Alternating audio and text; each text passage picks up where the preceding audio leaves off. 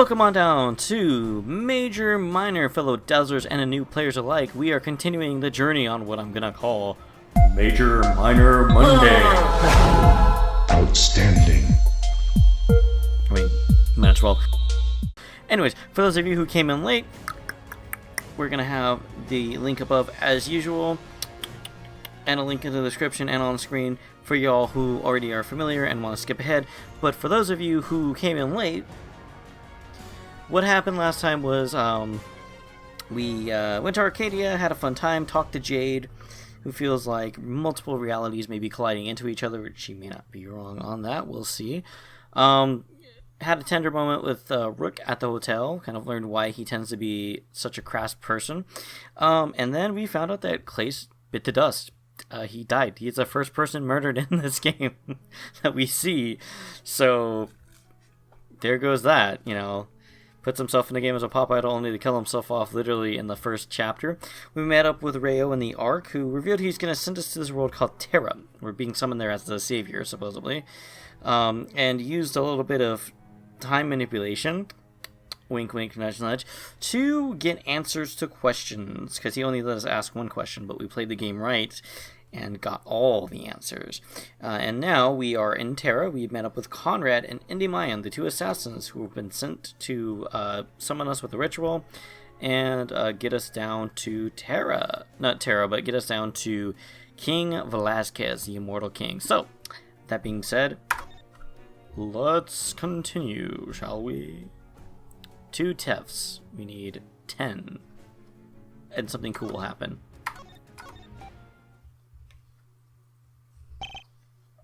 So we have to fill out a bit of a questionnaire on who we are and why we're here on Terra. It's something they do when new people immigrate to Terra. They gotta fill out a questionnaire to help them kind of be filed away in society properly, basically. Even though we're here for a purpose already, it's expected we'll run into none other than Lord Player, who's very staunch about immigration policies, so he'll expect us to have paper, so here we go. Well, the first question is self-explanatory. Are you a boy or a girl? Please just humor me and play along for now. I'm a chick. No, I'm a guy. And a good-looking one at that. Starting with the obvious, I guess. This guy. A large corporation wants to hire you. Do you prefer a leading role or not? An Endymion or a Konrad, you could say. I'm a leader. I did take you for a leader after all. A savior shouldn't be anything but. Well, there's that too, yeah. But leadership is so restricting. You don't have true freedom as a leader. Anyway, moving on. Let's see here. Do you consider yourself skeptical, or are you easily trusting person? I think I know the right answer to that one. I'm skeptical AF, dude. Wait, I was wrong? Yep. It wouldn't be the first time, Konrad. Hey, that's not nice. I thought I got a pretty good read on him. Right. You're about to go to war. Would you prefer to attack or defend? Oh, now we're digging a little deeper. Remember, there are no wrong answers. We're simply defining you on paper. Then, what position do you prefer? Oh, it really depends on, like, what's going on. But I'd rather attack. I don't like being put in the corner. In other words, you'd rather be hostile. I like you more and more. Starting to think you me a prime protege. Now allowing us to move on? Would you take one life to save many? That's kind of what we do every day. You think you'd be able to do it? Take a life for the greater good?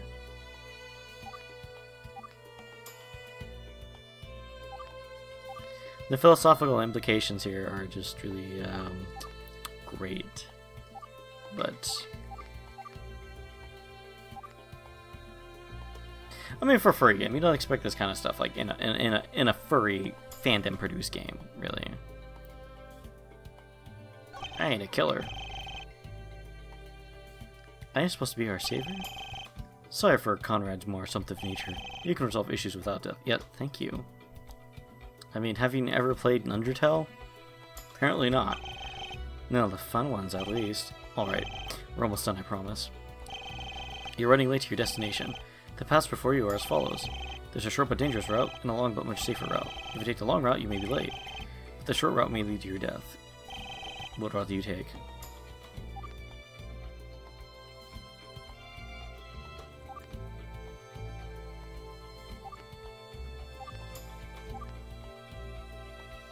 I'd rather go long and safe. I mean, I'd rather not die. I mean, kind of like what we're doing now. This is incredibly boring, though. I left for something eventful to happen. And put the savior at risk? Why'd that be a good decision to make? I didn't say it would be a good decision. I'm saying it would be a fun one. This popsicle-colored character is quite a gentleman. Just one more question, I promise. Besides, we're almost to town. Oh yeah, I forgot we were walking. About time. Do you prefer the company of others, or do you prefer to be alone? Why'd the music stop? Ooh. I like having others around. I'll have to know I like the company of others. Glad to hear it. I was starting to think maybe you hated us. I know Endymion can get on people's nerves. It'd be pretty lame, after all the trouble we went through. Konrad. I apologize for his words. Etiquette was not in his curriculum. Well, I wonder who's to blame for that. However, fortunately, we have concluded. And not a moment too soon, either. The town is just a few moments ahead. I know we can't make any detours, but we need to hand in these papers. We'll make a quick stop and that's it. We should probably check our mail, too. That's true. Kaylee may have written. Anybody looks at me and sighs loudly. I guess you're in luck, Savior. You're good to see the Wayfarer's Tavern. It's the hottest place to be on Terra. He's joking, of course. We just stay there sometimes. And we own one of their postal boxes. They serve drinks, too. Konrad likes it, but really, it's an immigration office. They just need to spice it up a bit. True. Nobody likes smell in immigration, but everyone loves their mom. But everyone and their mom loves drinking. If you look ahead, you can see it. He points ahead and he sees I'm right. I mean, he points ahead and sees right. A small town's coming into view. A bar that doubles as an immigration office? Sounds weird, but so is everything as of late. At least we can take care of two matters at once. Handing in my papers and checking their mail. Then maybe I can meet their king. You would definitely have the answers I seek. Fast forward. Meanwhile, thousands of miles away, back on Earth, deep in a night of Klace's death.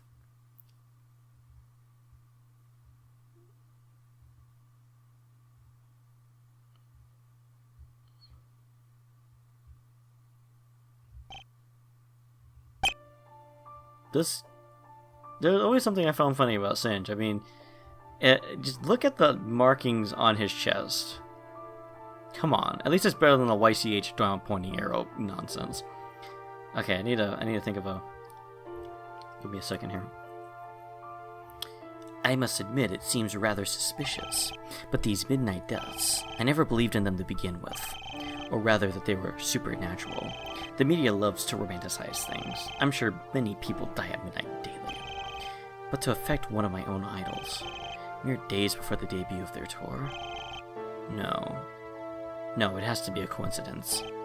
I'm sure.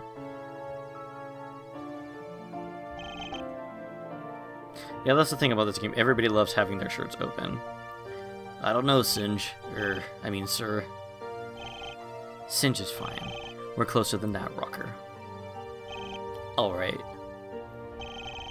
Social media exploded at Klace's death. Good luck playing it off as a hoax. The body bag was even on national TV. I'm not sure how we'll spin this exactly, but fans are starting to fill in the cracks. There's talk of it being a crazed fan.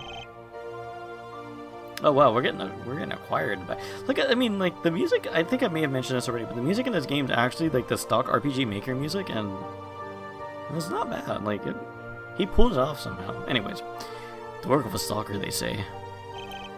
Can't be. I've seen stalkers before. They're much more erratic, not calculated. This has the workings of a serial killer. If it was a murder at all, a stalker wants to possess, not destroy. So their end goal was Klace's murder? Absolutely not. That's self-centered. We must presume the killer will still act. A serial killer doesn't just stop. I had hoped this was an isolated incident, but the MO matches these midnight deaths, right down to the method of murder. Seems our goals become more grandiose. If they aren't done, then who's next? That's what chills me the most. A larger target than a pop idol? What's wrong? I talked to Jade earlier about these deaths. She mentioned they were all like suicides. At least half of them look that way. There's another half that was murder. No confusion there. Gunshots and all. I was told that Klace died of asphyxiation, but there's no signs of a struggle. You mean? Absolutely not. There's no evidence left behind. If he took his own life, there would be. You can't kill yourself and then clean up. I'm very certain Klace was murdered. But it's these midnight deaths I doubt. Are we facing a serial killer? Or is the media just making things up? This could be completely isolated deaths. Time of death being the same isn't that odd. Yeah, but I mean, like, if it's murders happening in a similar style over and over again, it's kind of hard to write it off as just mere coincidence, buddy boy. I guess that's true. It's not just that. The time of death and method of death. A suicide with no evidence isn't suicide. Yeah, like I said. So they're true groups then, the mysterious suicides and the murders, but I'm willing to bet they're both murders. You seem to have figured out a lot. I thought they'd keep Klace under wraps. I had to pull a lot of strings, but I'm glad you figured it out, Rocker. There aren't two groups. There's only one. This is assuming one major thing, of course, that we're dealing with a single culprit, and these aren't isolated in nature. So a murder covered up as a suicide, eh? Not very well either, it would seem. If they wanted it to look like a suicide, why'd they take the weapon with them? If Klace was found with a rope around him, none of us would be doubting this at all. But this is the same throughout all cases. I believe the police are jumping the gun. There's nothing that labels these suicides, especially in light of one major fact. All the victims were mentally fit. If we were dealing with a killer here, there's no way they're trying to trick us. They want us to know these aren't suicides. It's the police that are in the wrong, or perhaps they're being manipulated. Thinking about this gives me a headache. Man, I wish I was in bed right now. I'm sorry for robbing you of your sleep. I just didn't want to handle this alone. It's not a problem. Jade and Daz are outside as well. I'll stay as long as you need. Would you mind letting Jade in? We need to discuss press matters. We need to make a statement tomorrow. Absolutely. And Daz is here, you said? Please stay with her in LMO, and tell her what I plan to do with her. Roger. Moments pass. Hello again, Singe. I feel like it's been a while. Too long, I'm afraid, and not under the circumstances I prefer. Indeed. I always felt bad for Klace. How people were blaming him for the murders. Just because the death started when we... sorry, I shouldn't get into superstition. I just never would have guessed. Klace's death would be what absolved him? The people can't blame a victim, I mean. Indeed. And how do you think I feel? I don't buy into these midnight deaths. I left him vulnerable, open even. I'm used to the media making up trends, even in completely unrelated things. I should have been more cautious of this. I should have assigned more guards to him. Perhaps this could have been avoided. I don't think guards would have helped, sir. Besides, have you worked on your alibi? Alibi? You were the last person to see him alive, and you two had a heated argument as well. You should drop that line of thought, Jade. Veiled accusations only hurt you in the end. The media will want to know. It's not me. This is what you asked me here for, right? So you can decide what to tell the press? I suppose you're right. That and the changes we'll need to make. The tour must go on as planned. The amount of refunds people will want, it makes me scared just thinking about it. That's a separate beast entirely, but first, how about we address the death? How we address the death. I think you need to be blunt. You shouldn't be anything less than honest. Tell them you really don't know what happened. We're on the same page as everyone else. Let them know we're cooperating with police. It's important they feel in sync with us. We must not appear to hide facts from them. We'll make things public as the police does. You're right. There's so much else to do. We still need to talk about the tour. Indeed. And this is where we have control. I know what you plan to do with Daz. Marco told me as we crossed paths just now. We shouldn't change the topic just yet, though. Remember the two groups of deaths? The group of murders and of suicides? I figured out something shocking tonight. The culprit for the group of murders? They were found. Wait, what? A week ago, Singe. What? And here's where it gets more bizarre. They have a watertight alibi. It excuses him fully from the suicides. They were a copycat killer, and they've admitted to this openly. The true culprit is still at large. I see. But the police are still in the wrong. The suicides are not suicides at all. At least conflicting MOs aren't an issue. We only have to focus on the suicides now. I don't remember if the copycat killer was really just a copycat killer, because it's been a while since I visited the entirety of this game, so I don't know. We'll see. The plot thickens. Does it make it easier on us? Unfortunately not. There's just too much missing here. No suicide note, no evidence, along with the victims being mentally fit. If it was a suicide, there'd be evidence at the crime scene. Instead, we have almost nothing at all. There was someone on the news last week. They said they survived the midnight deaths. Unfortunately, this was all a ruse. They just wanted 10 minutes of fame, so everything we went on before is gone. We're really back to square one here. Oh. So the person Jade was talking about was a liar then. There's no such thing as colliding realities. Well, shoot. That sucks. Eh.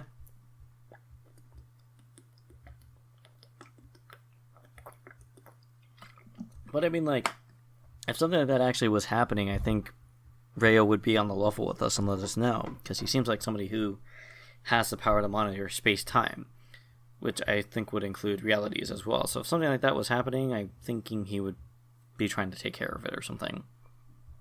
He seems like the person who has the power to handle that. They can tamper with crime scenes. They can leave no shred of evidence behind. Who could it be?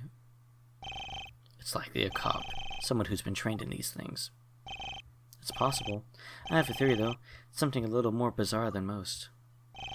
I don't have time for quantum mechanics. There has to be a logical reason for this. The murder started as our tour arrived. The killer must... Oh my. Oh, trying to move in my desk here.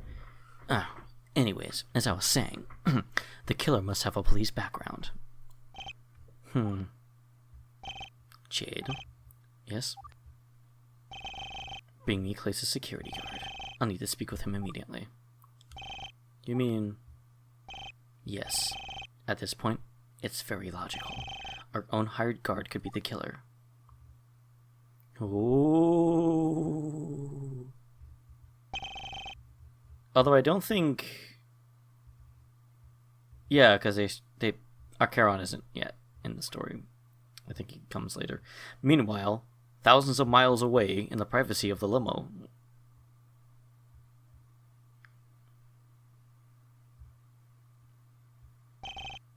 Hey, Daz.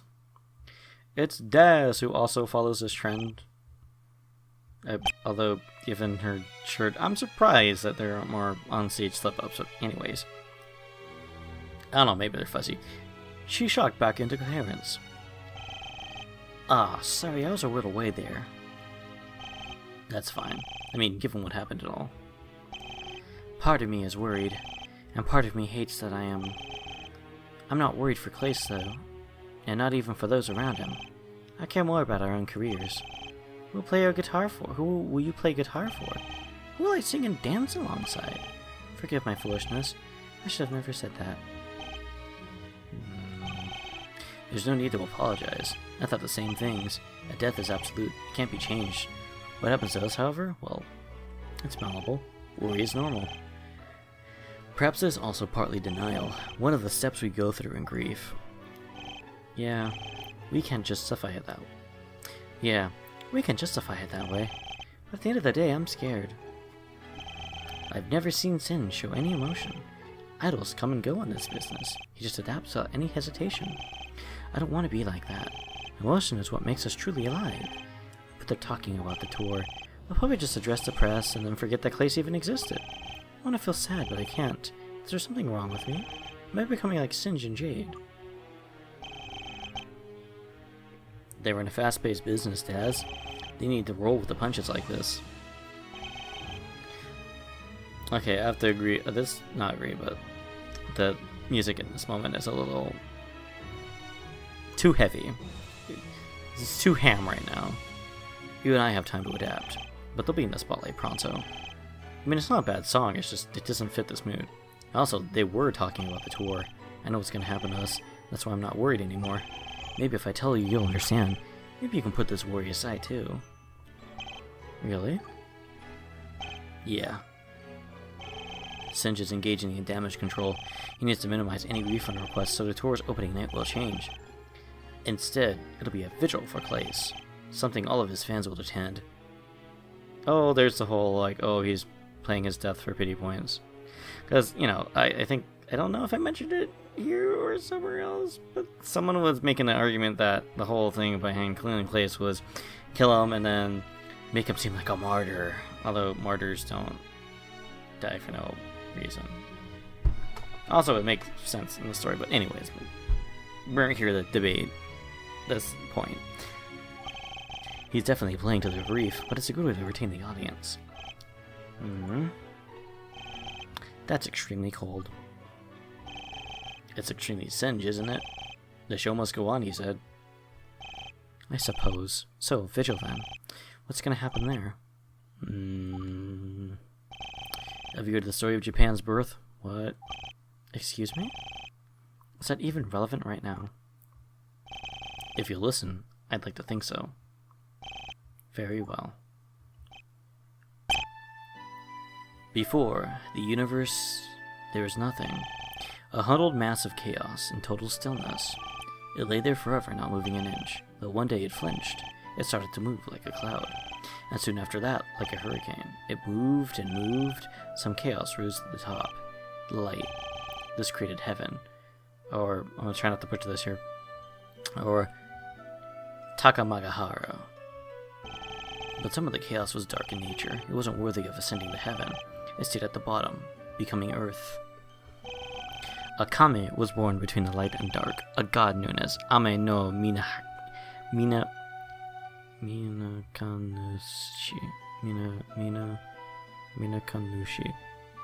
A god known as Ame no Minakanushi. Sorry. Or, All-Father of the originating hub.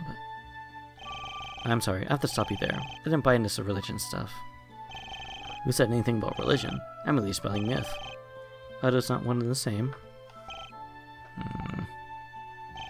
Please allow me to continue. A large rainbow connected heaven to earth. It acted as a bridge between worlds. Ame no Ukihashi, it was called. Or, Floating Bridge of Heaven. Two more gods came into being at this point. Their names were Izanagi and Izanami. Pay attention to those two names. They'll become relevant later. Earth was still a puddled mass of nothing. Izanagi and Izanami stood on the bridge. They looked down at this nothing in awe. Izanagi was gifted a sphere from Minakanushi. He thrust the spear into the dark puddle. Upon pulling it out, it started dripping. These drops stayed on the surface and formed the islands of Japan. The first landmass on Earth was born. They were tasked with descending the bridge. They went down and finished creating Earth. Izanagi engaged in a purification ritual. He washed away all of his impure aspects, and used them to aid in the creation. Our sun and moon? Created by the impurities in his eyes, and storms were born from those in his nose. All of his impurities were used. After that, we were born, with a world to call our own. That's awfully convenient. We were created from impure aspects of God? Sounds like a tragedy, if you ask me. How does this relate to the tour, or us? I'm about to get to that. Singe is altering the entire tour. It will be a retelling of this story. The set list will symbolize this creation. All souls will be offered, and souls will be offered to heaven. Through that rainbow bridge, of course. Not just Klace's, but all the victims. Elaborate. I didn't think Singe would do that much. That actually sounds like a pretty nice show. Like, way to, way to roll with it there. And I feel bad for assuming what I did. It's okay. You didn't know. So, we perform covers then, of Klace's hits and other relevant songs. You got it. But then you come in. The tour will end with a special surprise. A special surprise? Yes, an announcement from you. You'll be taking over the world tour. So, basically, Major Minor is like what happened with Ghost PC's per Quale. We're just gonna well, that was different though. They introduced a new character that take the lead role and then murdered all of the puppet Meridians. Whereas this is the opposite. We lost our Papa Immortius first and got our Cardinocopia now. You'll be headlining, Daz. You'll perform to a sold-out crowd. It'll be your turn for the spotlight. You'll finally become something more. Something more, Yes. We'll be saying goodbye to Klace and welcoming a new idol to the world. I suppose I should be honored. I will serve as your guitarist. You have my complete loyalty, Daz. Thanks. But I'm not sure about Shock. Him and Klace are childhood friends. He may take this harder than any of us. Right. Well, if you'll excuse me, this is overwhelming. I need fresh air. Of course. I guess I should join her. It's getting stuffy in here. Is that it? A shuffling sounds from the front seat. Bro is dead? How did he not know? What? Does he just stay in the limo the entire time? Like, the poor kid. Like, they can... Heckin' let him out for air or something.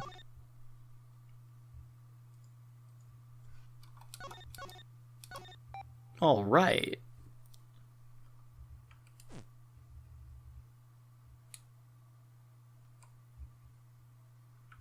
Meanwhile, thousands of miles away, Velasquez's throne room, at undisclosed time. Please tell me you've allocated the funds. Of course, my lord. Endymion and Konrad will be paid promptly. There'll be no reason for a delay. Very well, Dusk. Do you have any news of their journey? I did receive word, actually. They've just stopped at the Wayfarer's Tavern, with the Savior in tow, I might add. This is excellent news. It should be here within the day, unless there are any unforeseen delays. Thank you for informing me. You've done a wonderful job, Dusk. I am informed and my treasury is full. I do as any loyal citizen would. Your flattery honors me. Please wait the arrival at the gates. I have some matters to attend in private. Of course. I suppose it was about time. I need to prepare myself for what's to come. Rayo, you can come out now.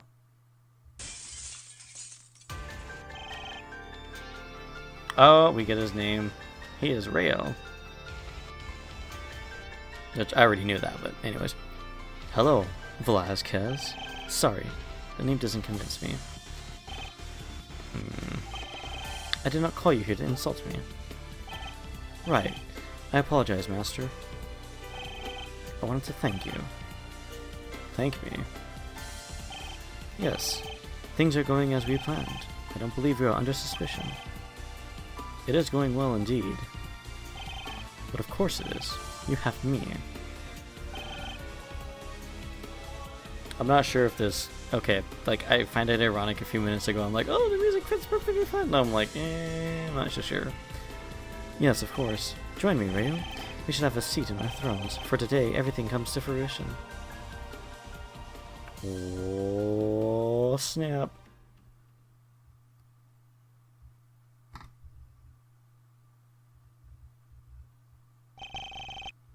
It took a little bit longer than I thought, but eventually we reached the town. So this is what the society is like on Terra. It's not what I expected at all. I'm taken aback. We're instantly bombarded by beggars. They want our food and money for their own purposes. It seems like some sort of third world country, however, Endymion and Konrad seem unfazed. Is this a normal occurrence for them?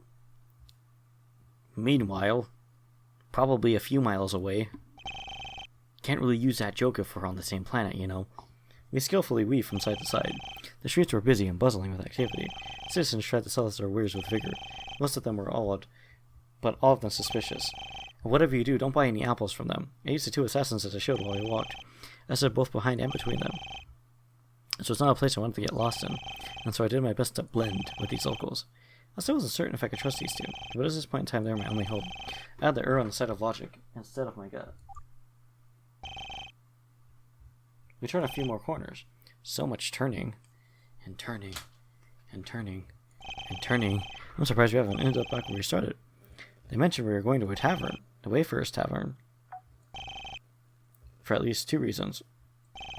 To submit my immigration papers and check their mail. I'm definitely glad to have these 2 men as guides. Were it not for them, I'd definitely be lost. That's not something I needed as the savior.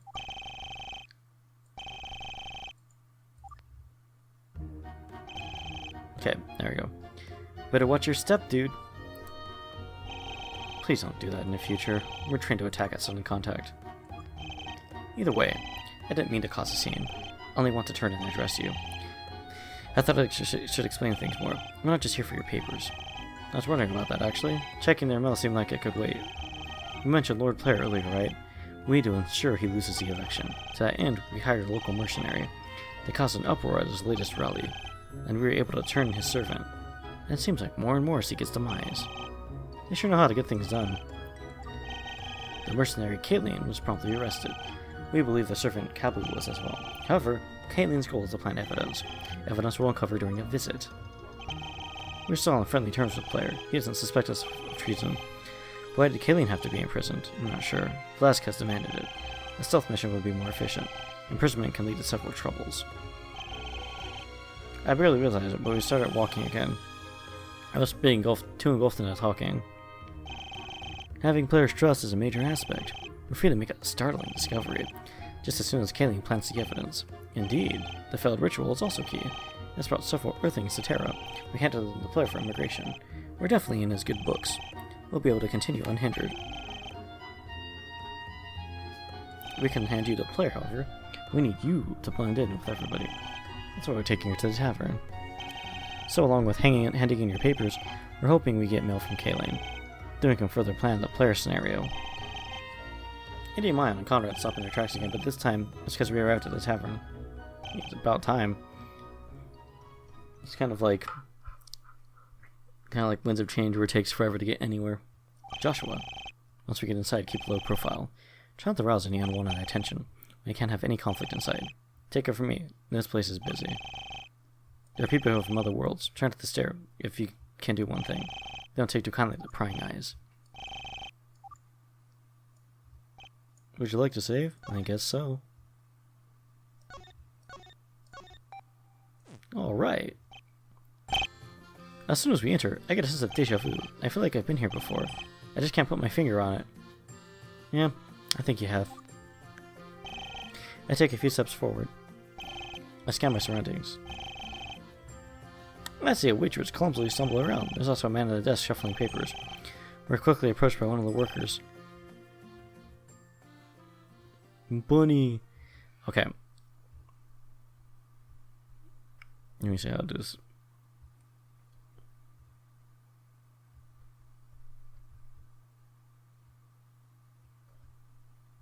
Well, I'm thinking too hard about this. Howdy there. What brings you in? I blink a couple times, unsure of what to say. The young rabbit then tilts his head to look behind me. Oh, you guys again. Can you at least buy some drinks this time? I have to make a living, you know. Hey, PB. Long time no see, buddy. I'm not your buddy. You're really gonna go and break my heart? Ooh, why you wanna break my heart? Just like that? Ouch. How about you buy some drinks? Then we'll talk. I have an establishment to run here. I confess, we do like to come here. It's so easy to blend into the crowd. Of course, we can be pretty poor. We don't always have money for drinks. PB sees us as a group of freeloaders. His name is PB, like just 2 letters? It has to stand for some, and yeah, there you go. If you watch the Winds of Change videos, there's the PB reference. And don't ask me what my name stands for. It stands for nothing. Nothing at all. I'll find out one day, I know it. What a ferocious little guy. And he runs this place on his own? Yeah, so there have been some theories on what PB stands for. I think some people think it stands for Punk Bastard, or it might just be Pink Bunny. But nobody knows. And we may never, ever know. Hey, new guy. He stares at me in the eyes. Much calmer gaze than Endymion. Allow me to welcome you. This is the Wayfarer's Tavern, my humble home, and, I hate being formal. It's my bar, okay? I run this place. Is he old enough to drink alcohol? What are the laws like on Terra? We opened up about a decade ago. Since then, we've exploded in popularity. But we're also the immigration office. Guess after a long journey, you need drinks. A man after my own heart. I'll kill you. No, no, no, you gotta go. You're a funny guy, Konrad. I like you. That's why I'm gonna kill you last. Oh, this little hothead. I am not little. PB starts fuming. Looks like he's about to get violent. But before he can, someone steps in front of him. Whoever it is, to keep him in line immediately. Hey. Oh, hey, Fidget. Fidget. Hey, if Fidget starts spinning, does he become a fidget spinner? I'm sorry. What is it now? The other rabbit, or Fidget, shuffles nervously. I thought maybe it would be Mom. You got so excited at these new guests. Do you think she'll come back today?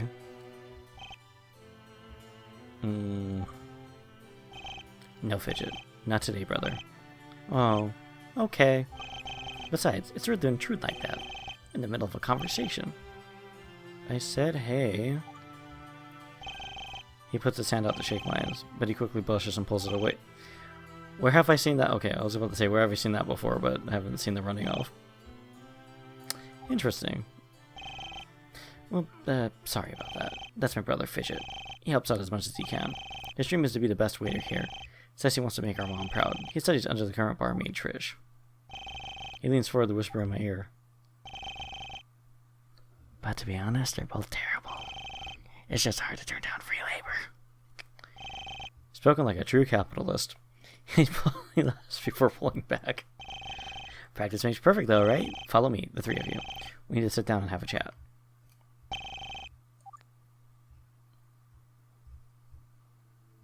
The winds of change. Well, are we going to see some blood leaves too?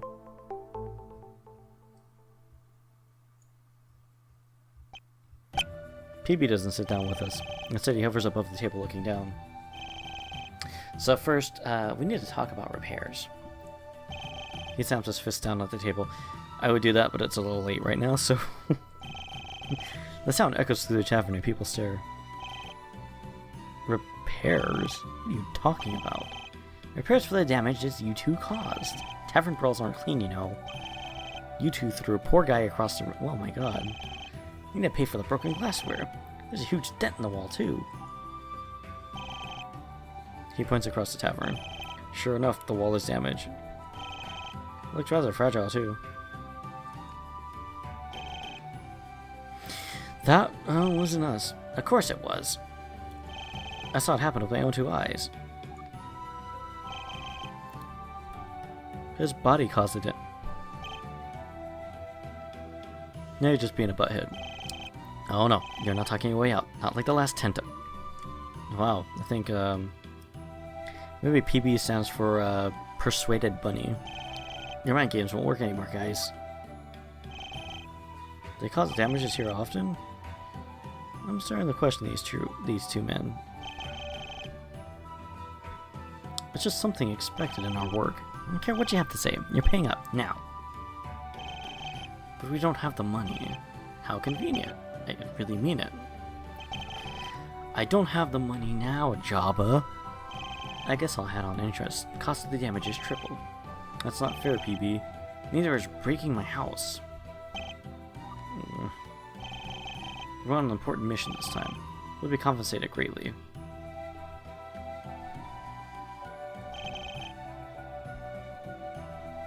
Please just give us more time.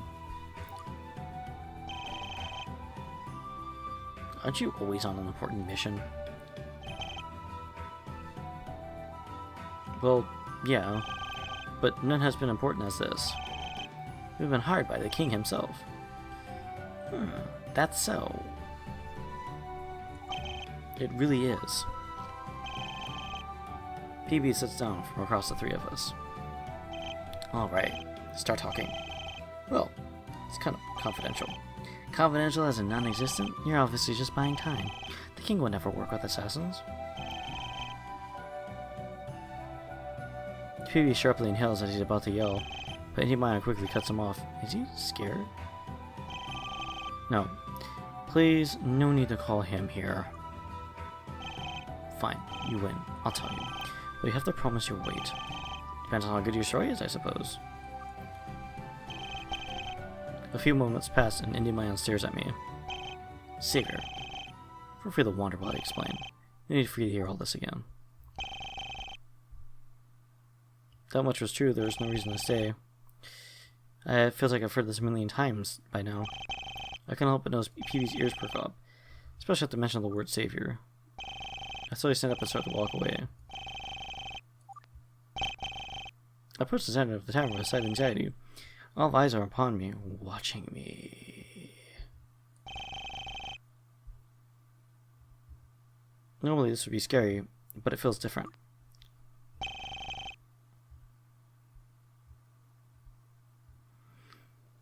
Was I truly the savior of all these people? What did I do to help them exactly? I only knew of the power within me. I wasn't quite sure how I'd use it to save Terra. There had to be something more to this power. Or perhaps something more to this situation. Feels like I haven't been told everything, or at the very least, Endymion and Konrad haven't. It's so secret that they haven't even been told? They're like the left and right hand of the king. I scan the bar one final time making eye contact, but the people turn away as in fright. We're just gonna start clicking through things.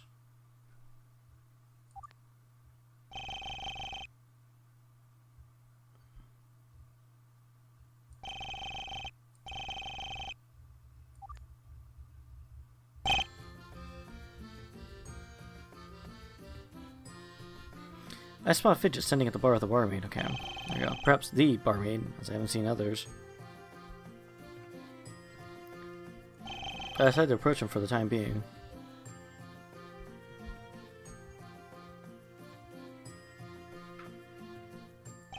It's probably better to stick with familiar faces. Oh, now we got Trish, which I think I'm seeing a pattern here. On Terra, on Earth, it's customary to leave your shirt open, and on what do you call it? Terra, it's customary to cover the midsection. Rather than, well, not the midsection, but cover the chest area rather than just... I don't know, I'm lost. I mean, the sense of costume here just... Anyways. No, Fidget. Soft circular motions. Otherwise you wish scratching the glass. Sorry, Trish. I was just doing it how PB taught me. Hey, let's not forget the important facts. Remember who the head barmaid is? You are. Indeed. So let PB teach you PB things. I'll teach you barmaid things, got it? Got it. Fidget smiles widely and starts cleaning glassware. Once I'm closer, I formally introduce myself. Fidget puts out his hand but immediately retracts it. Did he have something against shaking hands?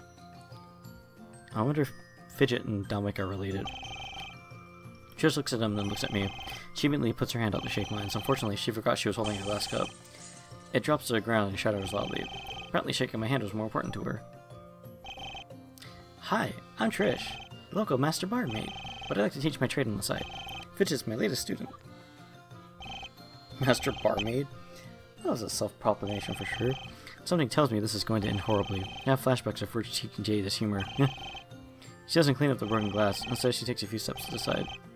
I'm not sure how to take that. I'm teaching Fidget to be the best. He wants to make his mom super proud. That is, when she comes back, I mean. I'm going to be the best barmaid ever.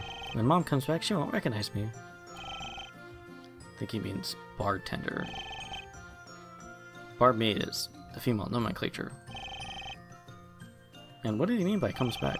Did PB and Fidget Spinner go somewhere? Trish reaches out and pets the top of his head. He perks up and looks incredibly happy at this. They've both just forgotten about the broken glass. I hope she comes back soon. I've been waiting for a really long time. Trish lets out a nervous giggle and looks at me. She takes out another glass and starts cleaning again. So what brings you here? I thought you came with those two men. Most people say that they attract trouble. I laugh nervously as well, but for a different reason. I tell her that they're taking me to be the king, and check the mail while filing my papers. Wow, you're going to meet King Velasquez? I'm so jealous, can I come with you? I haven't seen him since I was a kid. Maybe he'll know where Mom is. Fidget, calm down. Don't be like that. It's rude to impose yourself on others. You should apologize to Joshua. Oh, sorry. I just get a little excited. I thought he might know where Mom is. He's so old, he knows all sorts of things. I feel bad. If it weren't for Trish, I'd say yes. He seems really dedicated to finding his mother. Dedication is something you have to respect nowadays. So, they're checking to know? I see that involves chatting with PB. She tilts her head in the direction I came from. I see PB yelling and flailing his arms around. Looks like he's lecturing them pretty fiercely. It gets like that often. He flies off the handle so easy, but you learn to love it, I guess. Endymion and Konrad proceed to wave me over. I cut the conversation with Trish and Fidget short, but I let them know we'll continue it later.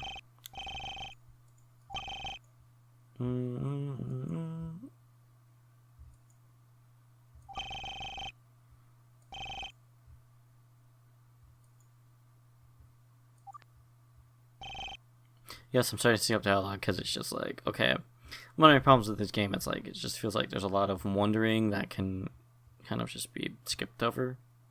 I mean, I'm going to try to make sure when I do that, I don't skip too quick so you guys can pause if you want to read it and take a look at it and then keep going.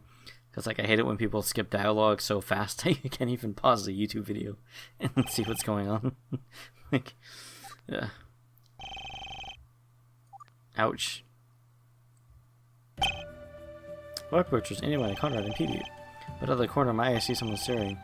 They scaled my route up pretty quickly and intercept me, almost like they don't want me to get there. Normally I would have been surprised, but not today. I've constantly been bumping into people as of late. I stopped my tracks so I don't come crashing into him. For a moment I'm glad I did. This man is massive. He could probably rip me in two with his sheer strength. You. Me? Your friends talk loudly. They want to hide your role as the savior, but their volume contradicts their desire. His voice is very deep. Oh, and his accent is thick. Oh. Like what you'd expect for a band of tribesmen.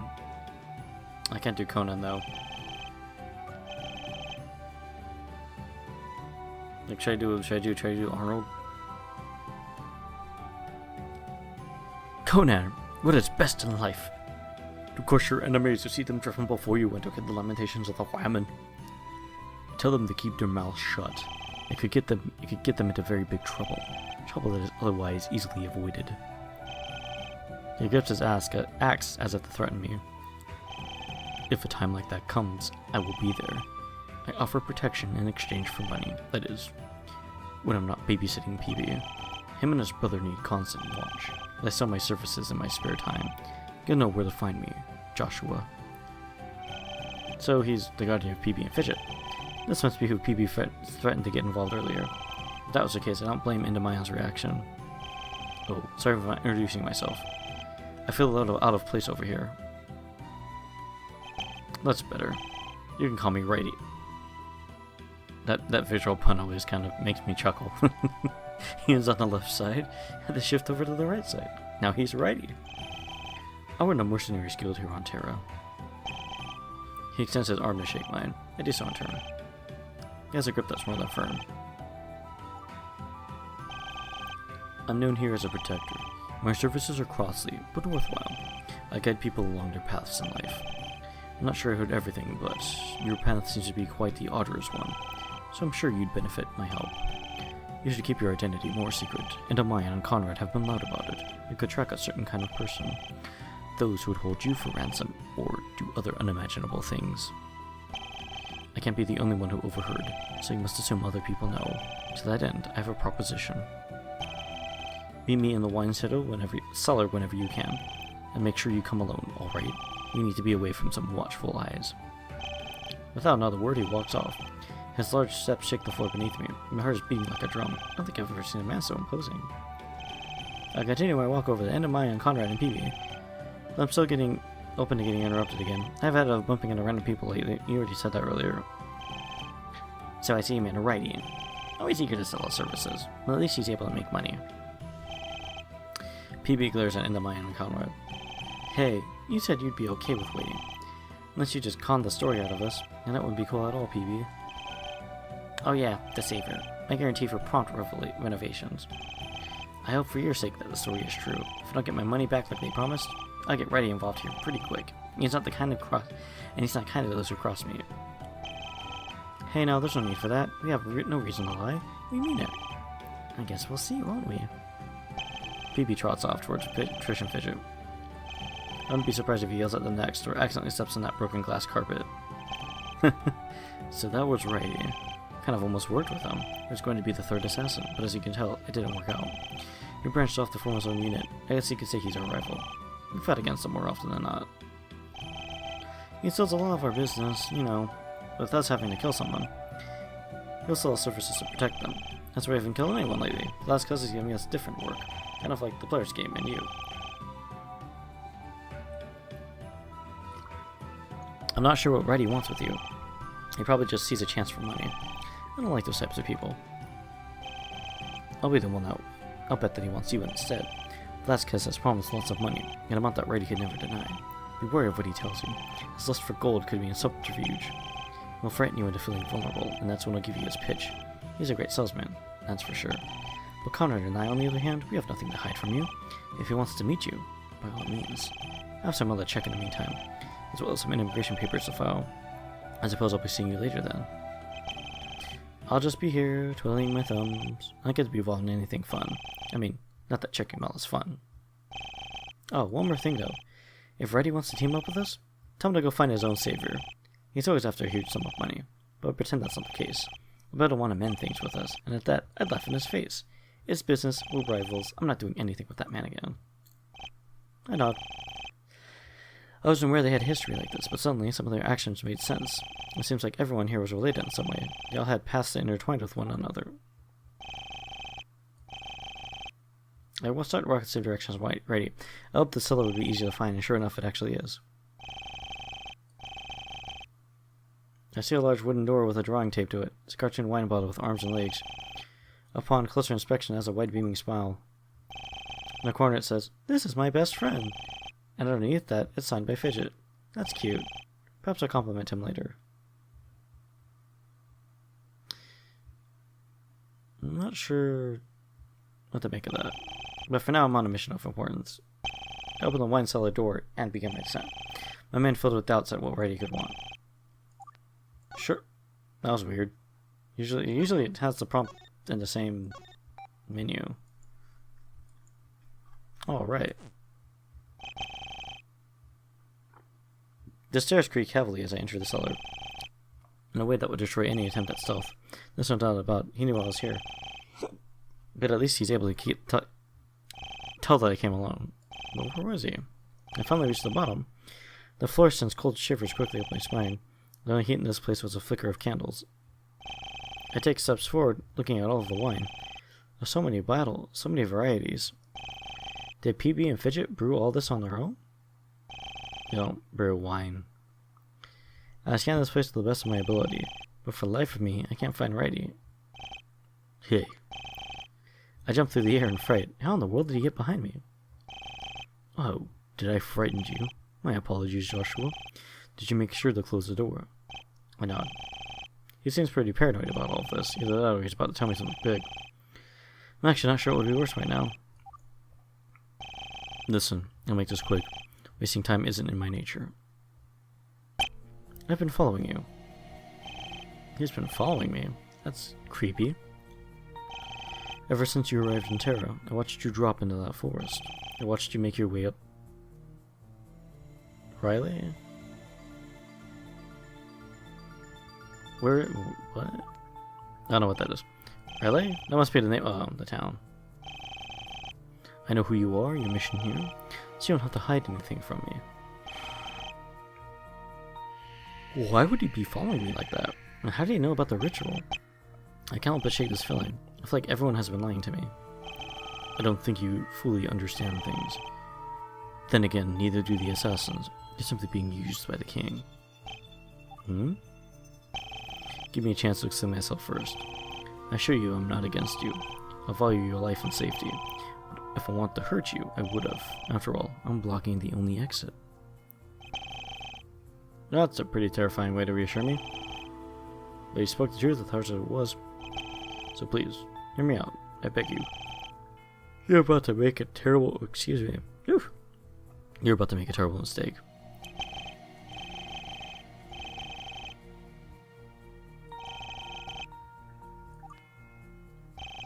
Now, where should I begin? Let's start with the issue of Velasquez. I have some very condemning evidence. He's lying. Playing a sinister scheme. He's touted you as a savior to everyone. Thanks to your friends, this is spreading, but I know this was also part of his plan. The more people that talk about you, the easier it is to hide his true intent. Let citizens spread the rumors.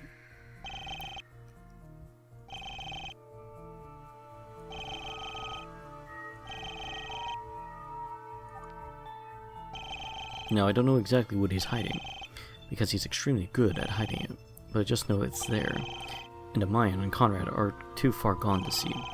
Now I'm glad I didn't become an assassin. I was close, but backed out near the end. Velasquez had a ruthless litmus test. In order to join, I had to do something unthinkable. I can't tell you what it is, though. I swore an oath of secrecy back then, and no matter what, I'm still honorable. I had a man undercover in the castle. His job was to extract anything he could. I'm led to believe he found something big. I know you might not believe me, or at least my word alone, so that's why I have evidence. Velasquez caught my undercover agent, and directed his efforts into capturing him. His name was Kaelin, my top mercenary. Hey, I recognize that name. That's where Endymion and Konrad are expecting mail from. Kaelin was undercover as a royal servant. Velasquez needed them silenced immediately, so he gave Kaelin a condemning order. That makes sense. He asked Kaelin to help ruin Player. They'd plant fake evidence in his estate. Together they'd ruin his campaign. If he denied, his cover would be long, and a reputation as a mercenary ruined. You're useless if you can't hold your cover. Velasquez had him in a checkmate. He had no choice but to accept the mission, so he went on to disrupt Player's rally. It sounded extremely convenient. Kaelin now rests in a prison, silenced. The one man who could help expose Velasquez. It seems a little too precise to be a coincidence. And Endymion and Konrad helped the king. They think they're exposing Lord Player, but this was a ploy to get Kaelin in jail. Your friend will find his mailbox empty. Velasquez already attained his goal. The empty mailbox will be proof enough. Player has top-notch security in his estate. Kaelin will not be able to follow through. He'll simply starve and die in prison. I know Velasquez hates Lord Player, but this plan has nothing to do with that. If anything, he wants Player to help out. Player will keep Kaelin under constant watch, and after a week he'll starve to death, taking all of the evidence with him. You kind of said that already. No need to explain it again, man.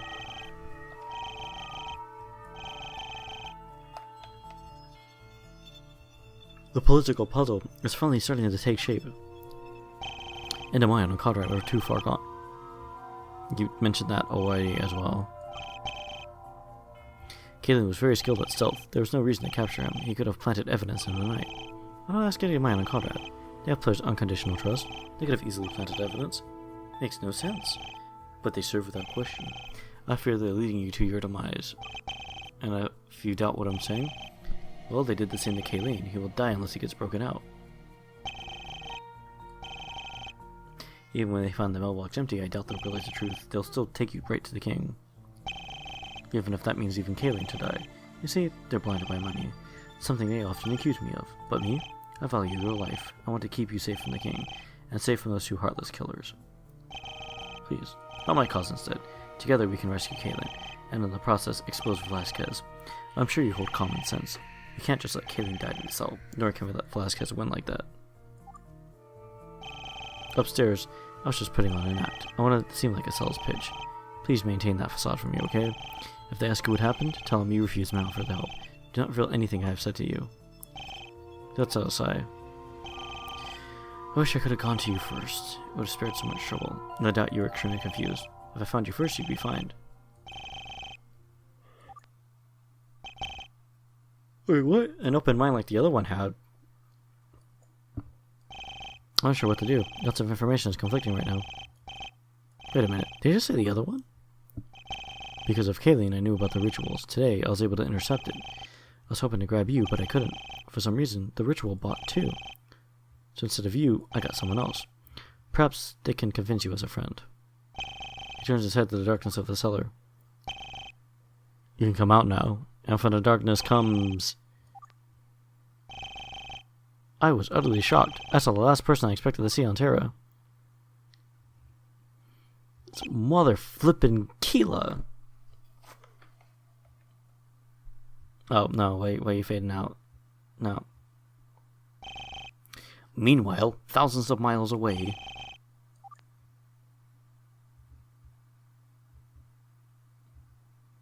So, how are you holding up?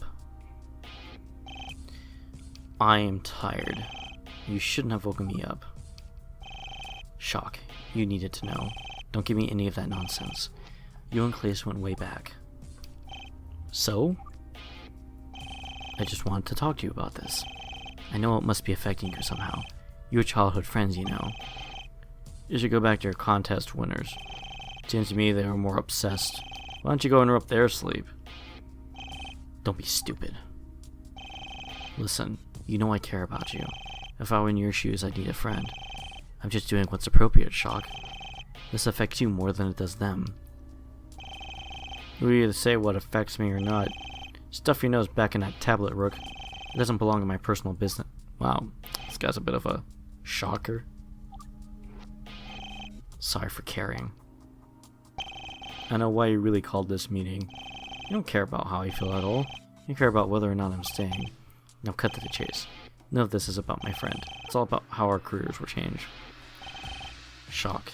I really do care. I know what it's like to lose someone. I've been in this exact situation before. Is that so? That's not what I heard. I heard you like to abandon others. It's the reverse, Rook. People lose you. And now I told you to cut to the chase. What's the real reason you called me here? Fine. I guess I'll pretend not to care. There's something you're good at? Damn. I don't like this guy so much. Singe decided to restructure the tour. Opening night will be a memorial service, you know, like a vigil in Klace's honor. Really? Singe has sentiment? Well, I guess you could say that. But he did it to minimize refunds. The fans will still want to attend. That makes sense. Here I thought he might have grown a heart. I don't know, like, Rook said he was kind of like more of the cynical person, but this guy kind of just full on cynic over here on the right. He wanted me to ask you something. If perhaps you'd make a little speech, you know, as a childhood friend of Klace. The fans might want to hear your voice. It could give the visual more impact. I'll think about it. Really? He was one of your best friends. This is his memorial service, you know. You really have to think about this? Indeed I do. You got a problem with that? No. Also, there'll be a big announcement. Daz will take Klace's place in the tour. We would appreciate it if you stayed. Rocker is going to stay. He's pledged his services to Daz. What do you think about that, Shock? I think I'll have to think about it. Very well. Can I go now? I suppose. But first, about the contest winners. Why are they meeting in an alley? Like, it just occurred to me. They're not precious to me. The contest was Klace's idea, Shock. I did it for him. Now he's gone. They'll wake up to some horrible news, assuming they haven't heard it already. In fact, we might even send them home. Singe needs to decide what we'll do. I'll have you know they don't impact me. You already said that, my homeboy. Got it. And about what you might be feeling, just please do me one favor, Shock. Don't make the same mistake I did. With all due respect, Rook, only you could screw up that bad. Shock storms off, pushing Rook out of his way. Wow. And people think I'm a jerk. Whoa, what's gotten into him? Oh, there you are, Daz. I think he skipped a few steps. Went right into his anger stage of grief. That's a fact. I could see it on his face. I guess we all handle things differently. Yeah. Some more harmful than others. Thanks for coming to see me, at least. No problem. Is there anything I can do? If I can help in any way, please tell me. Well, I know that you were with Singe. Perhaps you have some information for me.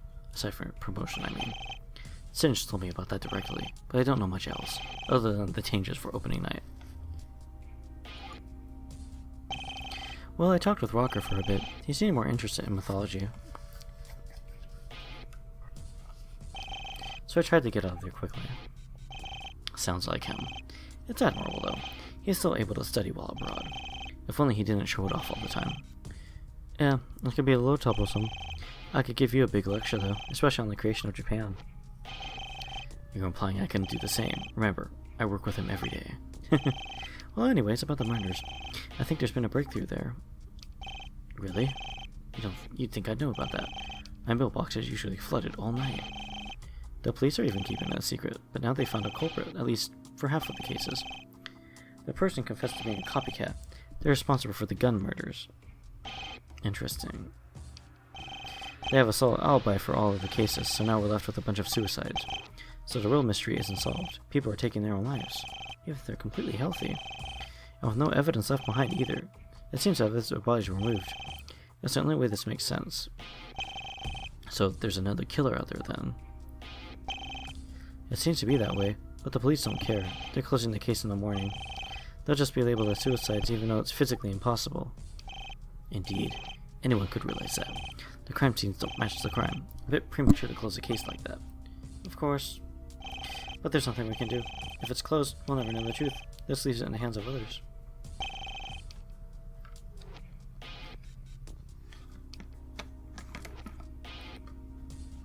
Huh. So you want to play detective now?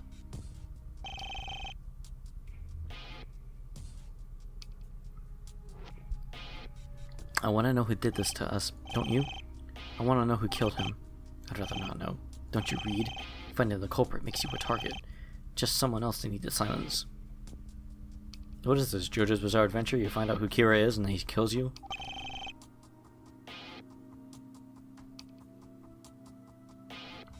I'd advise you to drop it, Daz. You don't need to lose another item. We need to work on moving forward together. You have a point. Singe didn't back down so easily. He never does. What did he do now? He already has a suspect in mind. Klace's bodyguard. Really? Yeah, it kind of makes sense. The murder started when we arrived and the scene seemed expertly tampered with. It makes sense given his background. He worked for the police before Singe. He'd be able to pull strings like that. It seems too simple to me. I thought so at first, but Singe called him in for questioning, and that's where it gets more suspicious. It seems he fled Tokyo. Oh.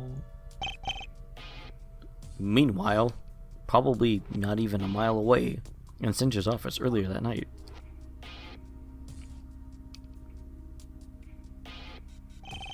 What do you mean he's gone? It's just like it sounds. We can't find him anywhere. He might as well have just vanished. How convenient. We found a letter in his room, though. It simply reads, "I'm sorry." The admission of guilt, perhaps. It doesn't seem that way. If he did this, he wouldn't be sorry. In fact, he wouldn't leave anything behind. It seems to be more of a genuine apology. Perhaps he's ashamed that he failed us. It was his duty to protect Klace after all. I think the letter is of his resignation. He couldn't face us again after this. Or maybe it was to throw us off the trail. No, just go live in silence. We need to hunt for him immediately. That's a pretty far-fetched theory. I don't mean any offense, Singe. Far-fetched coming from you? I thought you relished in far-fetched. Things being both alive and dead at once.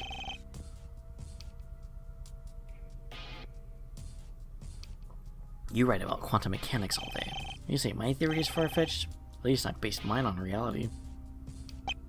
I'm sorry, Jade. That was rude of me. It's just been a really long night. And I don't think it'll end anytime soon.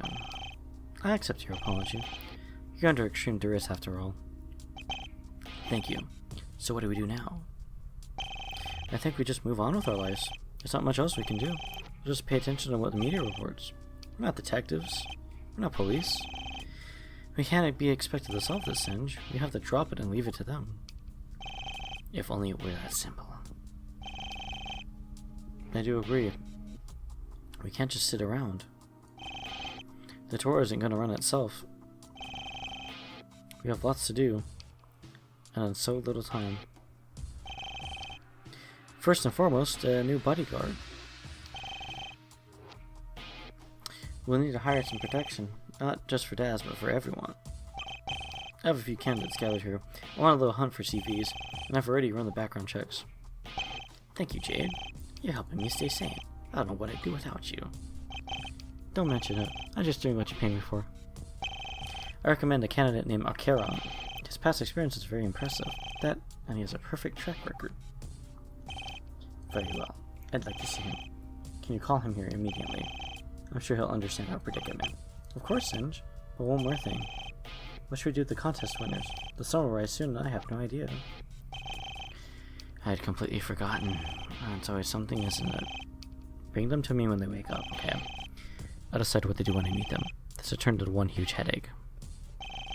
He takes a deep breath and places his face in his hands. It might be better just to send them home.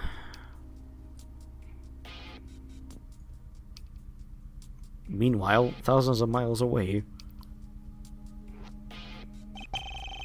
I stare in shock for what seems like an eternity. My mind is bombarded with impossible questions. A cacophony of thoughts and voices. That's a good line. A cacophony of thoughts. How on earth did Keela end up on Terra just like that? Hey. Are you okay? You look like you've seen a ghost. I don't really believe in ghosts all that much.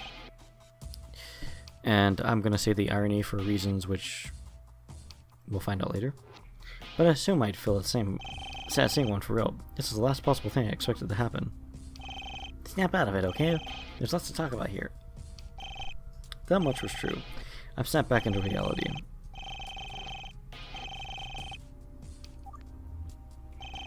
Well, I remember one last thing. We were in the hotel watching some TV. They reported Klace was killed.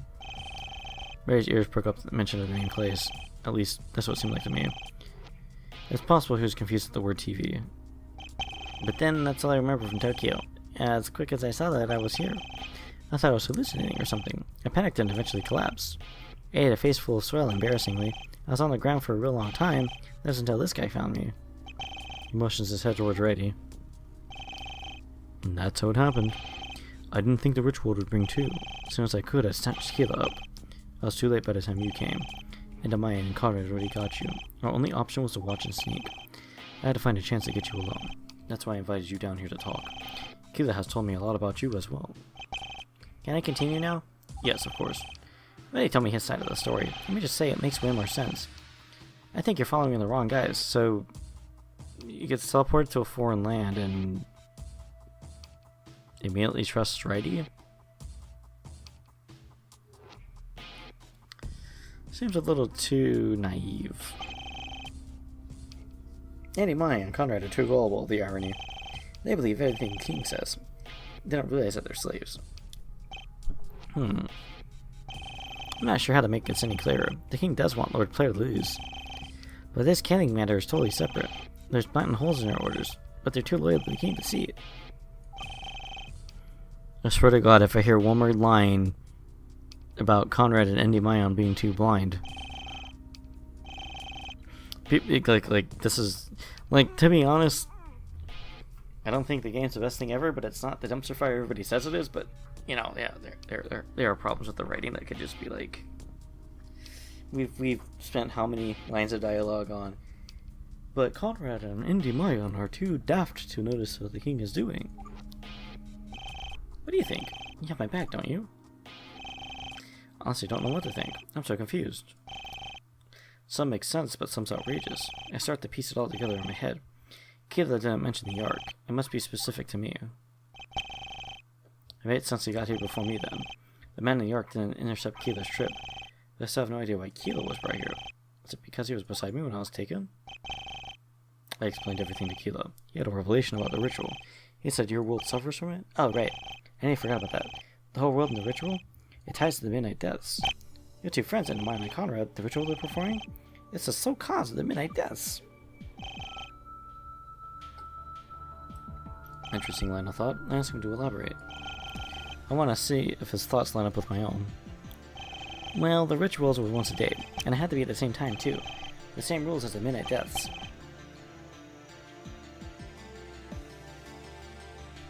There was a time difference, so Midnight on Earth could be daytime here. Regardless, the ritual steals an Earthling. When an Earthling comes here, they die. At least they do on Earth. For some reason, they live on Terra. There's no other explanation.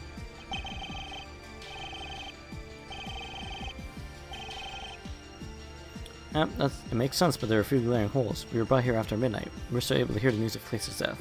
I challenge his theory with that fact. Hey, you're right. In that case, I don't know. Furthermore, his theory assumes odd things. First of all, that Klace is alive and well on Terra, and second, that we are both dead on Earth. I decided not to tell him about the Ark. I play alongside this process of thought. If this theory was true, there would be 3 rituals, one for Klace, one for him, and one for me. I direct that challenge to Righty. It was only ever performed once a day. Those are Velasquez's strict orders. I don't think they would disobey him.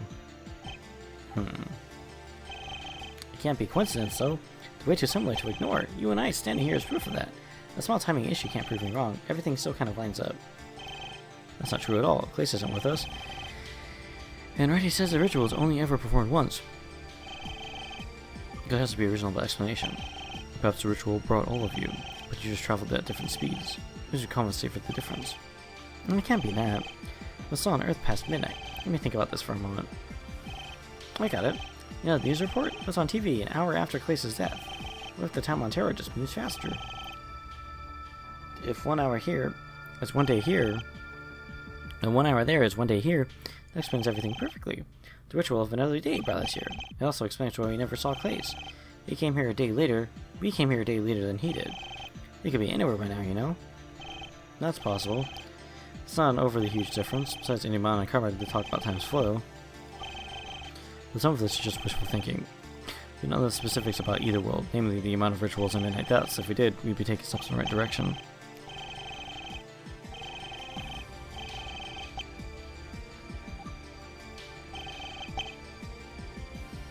Kilo believes the ritual is responsible. Endymion and Konrad are the murderers. There is logic behind this theory as well. Either way, we can't learn the truth. Not while chilling down on the wine cellar. Ha ha ha ha.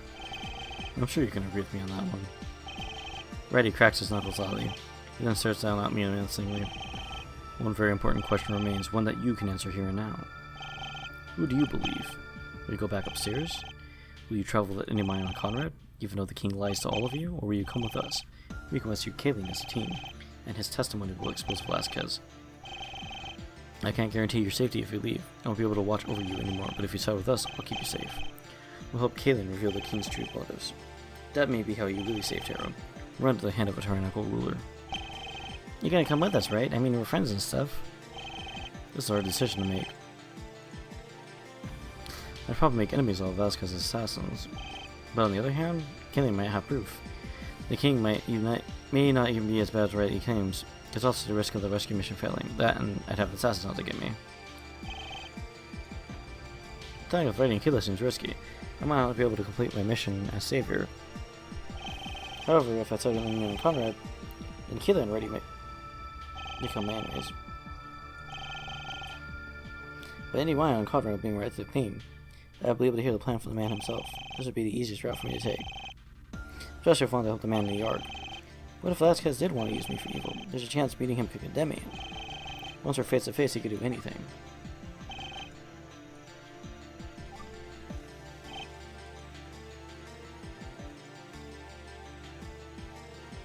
Things are getting far less black and white on Terra. That sounds sense. Think of what to say next. Sure.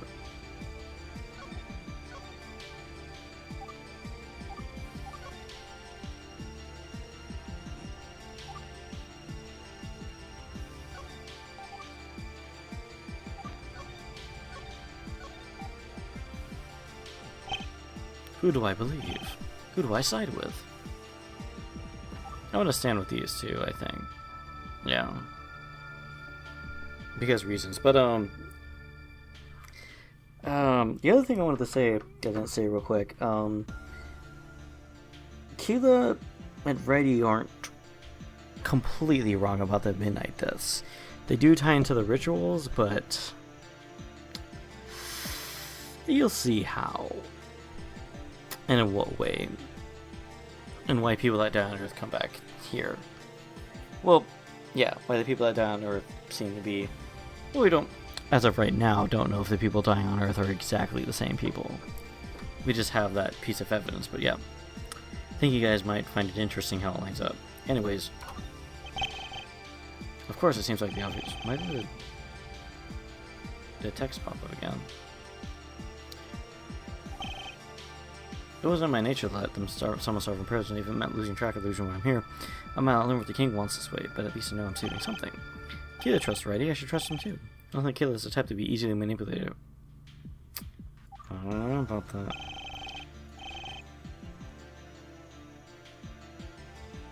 That's a good point, yeah. If you finally found yourself in a strange world, you'd be likely to trust the first person to help you. Yeah, that's why I trusted Endymion and Konrad. Perhaps if they got Kayla heat side with them too.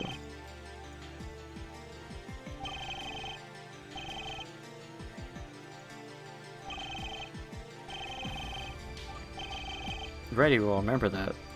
Well, your choice makes me happy. I'm glad you've seen the truth, but for now we simply have to wait. This is really awesome. We get to be partners on Terra too. I smile. Things are starting to take shape. This huge uncertainty I felt earlier now fades away. I would advise you go back upstairs. Go about your business as you see fit. But perhaps stay away from the assassins. In the meantime, I'll talk with Kayla. I'll assault on players' home needs planning. But know you've made the honorable choice. Of course he has. That's what he's good at. Perhaps I'll come speak with you later. But for now I have to talk to Reddy. He seems to want my input for some reason. It's true. But you have a part to play. Pretend that you're still on her side. I'll make sure to find you when the time comes. Kaden will suffer no longer, and Velasquez's tyrannical reign will end. This is your true duty as the savior.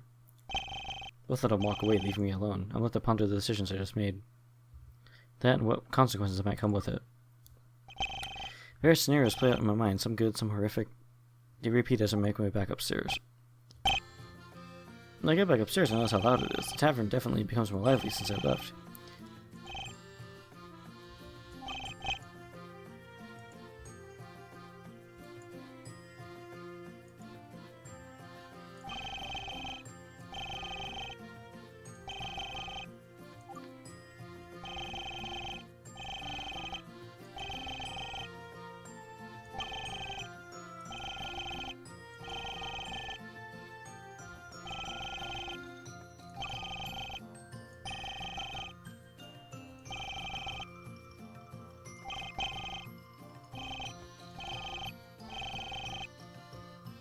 He was both strong and smart.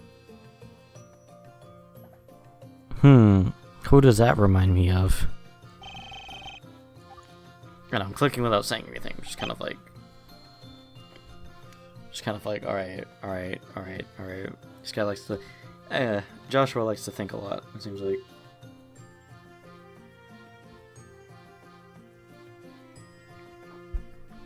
Almost like there's hundreds of voices talking to him at once. Hey there. Surprised at all the people? I nod. People seem to forget where we are. At night, we turn into a watering hole. No immigration papers to be found. Not that it bothers me, of course. Everyone's on some journey of their own. We care about every type of person. People have come a long way to be here. Or people who still have a long way to go. Anyways, I saw you go downstairs. Must have a chat with Reddy. He always has something to say, that one. Sometimes I think he's just bored. He sits around all day on his own. Do you want to come have a drink? Me and Fidget are about to sit down. There's something we should talk about. We have on a special table, so you don't need to wait for any vacancies. He points to a table in the corner of the tavern. I see Fidget sitting down. He's talking to himself. I shrug and say sure. I didn't have anything to lose. Great! Oh, one more thing. While you're here, you drink for free. Woo! He starts walking towards the table and I follow. I wave to Endymion and Konrad as I pass them. I don't know that I'm not ignoring them. They wave back with a nervous look on their faces.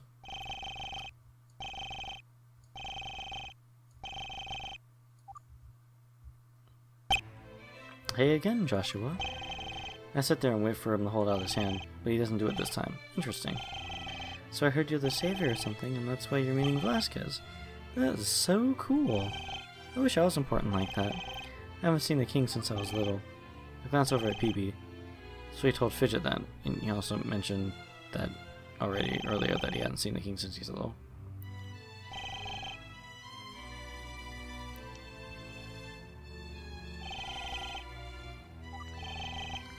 Hey, don't look at me like that. Don't condemn me for telling Fidget. That's my best friend, you know. That's also your brother. And besides, what kind of threat is he? It's not like he could ever hurt somebody. That's my brother. I trust him forever. Fair enough. Dropping it for now. We had something to talk about, remember? I didn't take you over here to judge me. This is more like the PB I saw earlier. Easily angry and extremely defensive. Are you gonna let me talk or not? I surrender and apologize for dwelling on the subject. Thank you. So we get back on track. I need to talk to you about Righty. I know that you two talked in the cellar, and I'm pretty sure I know what happened. He hates King Velasquez with a passion. This is one of the reasons I dislike Righty. The hatred totally clouds his judgment. Let me guess. Wanted to expose the king, said he had some sort of evil plan, and odd. That's actually an apt summary. I'm gonna leave this right out there. Velasquez has never hurt anybody. We've only known peace under his reign. Well, except for... I'll get there, Fidget. Just hold on. History of the rule goes back millennia. He's been nothing but altruistic. I know that Reddy is strong and smart, but on that matter he is biased. And I really have no idea why. Fidget and I owe Velasquez so much. I don't know why he hired those assassins. But I trust his judgment unconditionally. Guess PB doesn't know they always worked for him. He thinks they're new to Velasquez's employ. I won't reveal this to him. I wonder if their relationship had to do with this.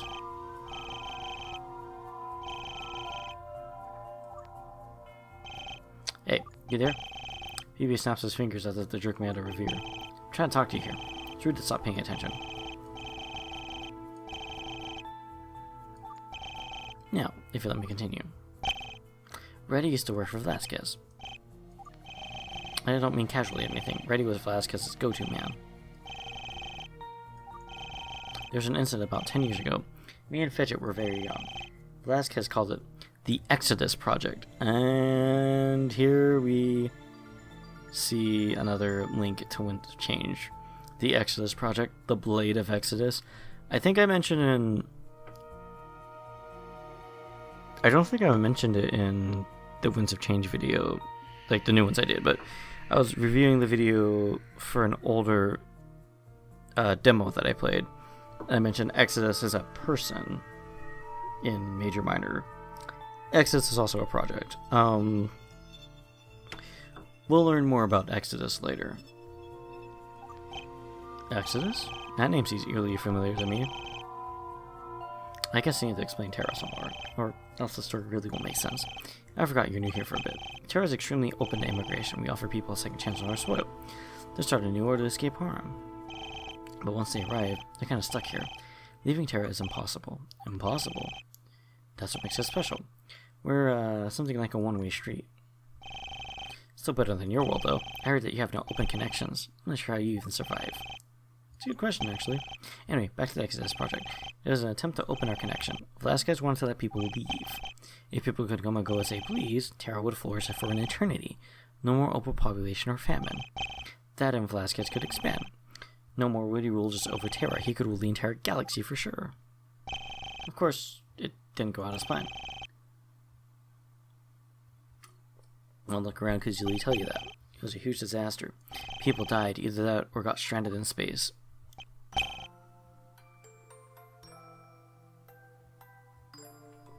Our mother was one of these people. Velasquez were not only the smartest in Terra. Unfortunately, they suffered the most. We lost some of our key public figures. But we know Mom's out there. She'll come back one day. She has to. She was so smart. Fidget exclaims with his pride. She's smart enough to find her way back. I don't care how far she ended up. I'm being patient. I'll even wait forever.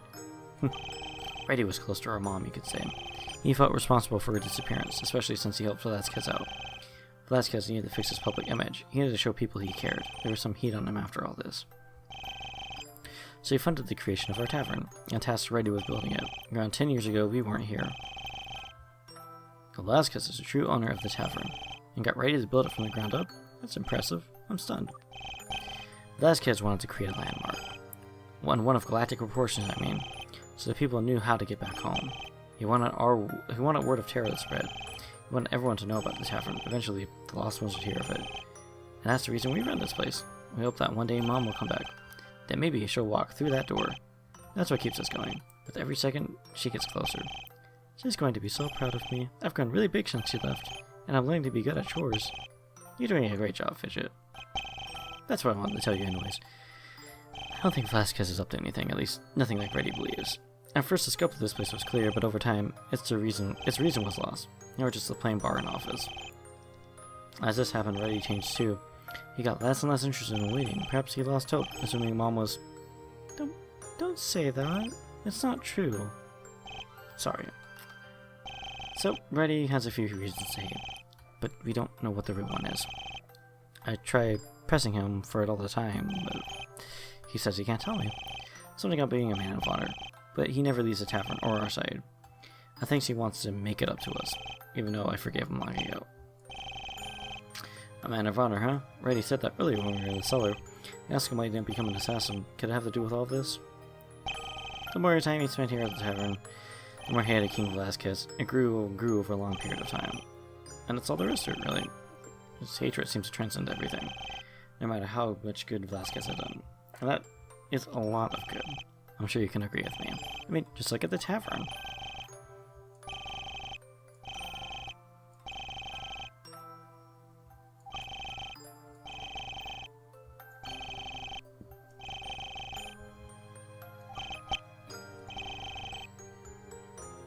It was Reddy and his gang, a group of radicals, or Endymion and Konrad, the radicals here, killing any opposition to Vasquez's twisted reign.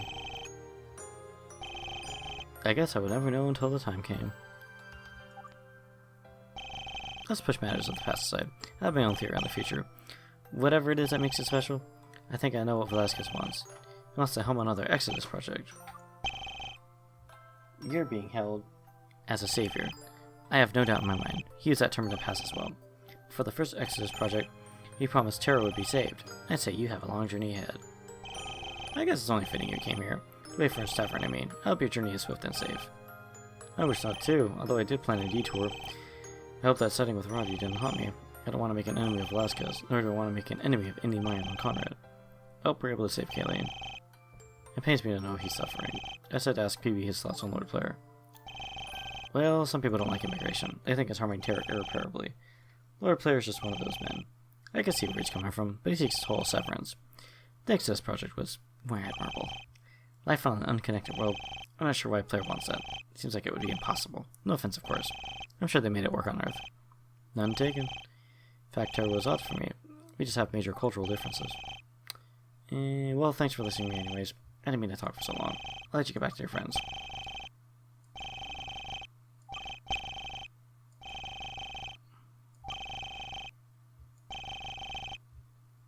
He grabs one of my hands to prevent me from leaving.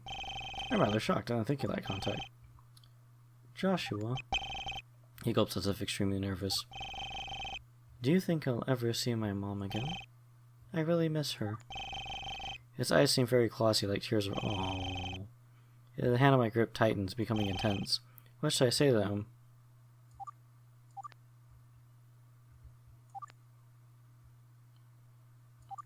I think he will see his mother again. Yes. Fidget beams with happiness. I nod and smile at Fidget. I tell him it's only a matter of time now. After this much waiting, she's bound to be close. Yes, I know it. Thanks, Joshua. Did you hear that? This seems to be all he wanted to hear. He retracts his hand and sits silently next to PB. I guess this conversation is over for now. As soon as I stand up, I look towards the assassins. They seem to be deep in conversation amongst themselves. But as I'm sure it involves me, I work towards them. I know it was against Reddy's suggestion, but I'm starting to feel some internal doubt.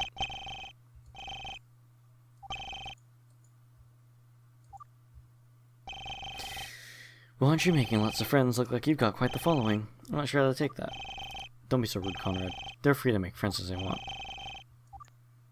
Not much. Just our entire plan crumbling. Why don't you give him the bad news, Indy? Something came up just now. It appears we've reached a bit of a hiccup, although it's not as bad as Konrad says. I handed in your papers just fine, but it was something else that alarmed me. Our mailbox appears to be empty. Just like Reddy said it would be. I was hoping to find a mail from Kaylene, but it seems he hasn't found the time. This is a big red flag, and I'm worried. A boy of his skill? This should be no problem. Everyone said he was the best mercenary. Something bad's happened to him. That's what Endymion was trying to say. Not entirely, Konrad. It's just a very small possibility. We shouldn't assume the worst case scenario. And that's where we disagree. The fact remains we have no mail. Kaylene is physically incapable of writing. I guess it was wishful thinking. He's not good enough for a prison break. His hands are probably tied up pretty bad. If anyone could do it, it'd be Kaylene, and yet here we are. It's quite scary. His resume was flawless and impeccable. Maybe someone tipped him off. It would be hard to increase security. It's possible, yes, but I still don't think Kaylin is in danger. He's far too skilled to follow this mission. There's no real evidence of danger. Roadblocks happen all the time, Konrad. He's probably just rolling with the punches. Isn't lack of mental evidence enough? Not entirely, just a change of plans. If we stay tonight, I'm sure we'll see. There may have been just a slight delay. We shouldn't jump to terrible conclusions.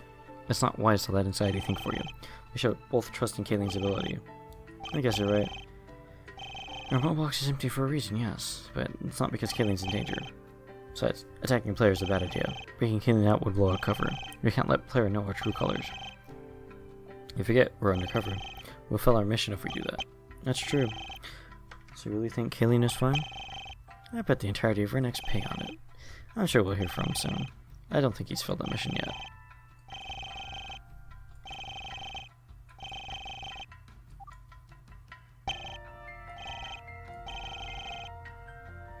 The mailbox being empty was a huge sign that solidifies the fact that Randy was correct. I take a huge sigh of relief. I made the right choice. It seems they don't know Kaylin was spying on them, or the king either for that matter. That's how he got involved in all this to begin with. I doubt he'd disrupt the player rally otherwise. What do you think, Joshua? If you're on our shoes, I mean, would you stand back and wait, or would you just try and rescue Kaylin? It's an extremely complicated situation, more so given the nature of my allegiance to Randy. I feel like I'm a double agent or something like that.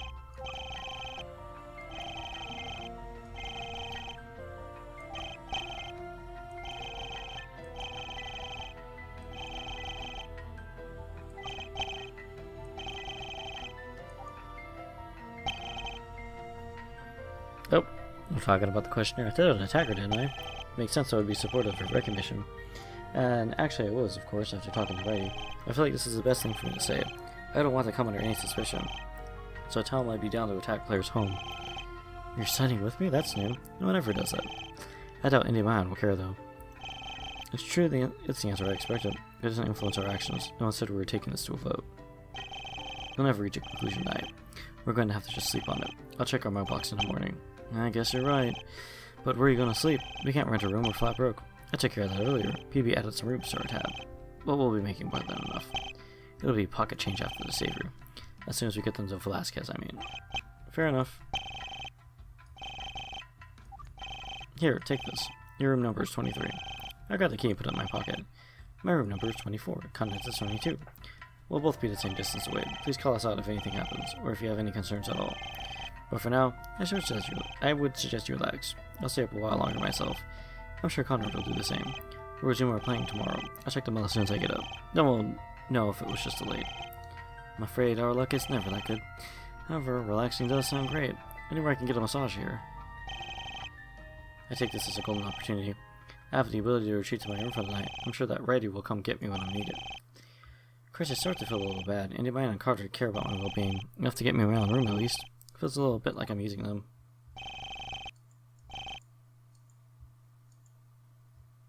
Konrad gives me a toothy grin as I walk away. Room 23, where I'll be staying.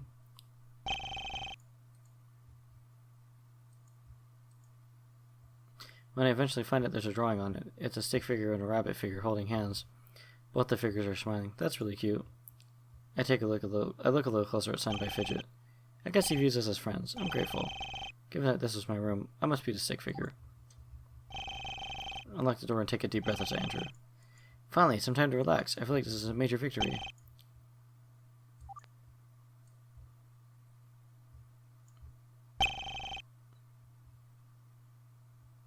Meanwhile, one floor away,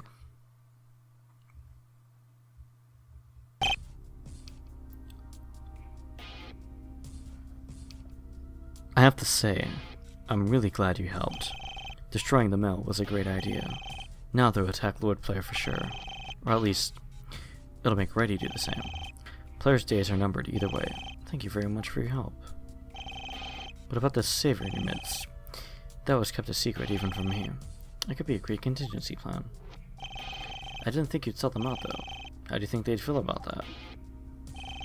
I don't need you to lecture me, Riley. I'm old enough to make my own choices. You won't get a reaction of me here. Very well. You'll get your money soon. I'll have it delivered in a day or two. Perhaps you can buy Fidget a present. Money? We didn't do this for money, Riley. You said you had information about Mother. I did? You must be mistaken, PB. Get things written down in the future, and assures you won't get cheated. You bastard! Now, I didn't say you wouldn't get it. So you want information on your mother, hmm? Then I have another task you can do for me. Not yet. I'm not finished with this. Why do you want Lord Player on a hit list? I thought he was your boss. Your friend. Of course he's not my friend. You're right about being my boss, though. But I hate that man. He's a stepping stone. He's stacking up all the votes for me. When he's gone, I'll take his campaign. And then the king's throne will be mine. And if he's killed by Riley, or even if the assassins get him, more reason to have them all executed. What is this next task? In order to learn about my mother. I'll tell you soon enough, PB. As I mentioned, I have a contingency, so if you excuse me, I'll be in touch. I don't like this at all.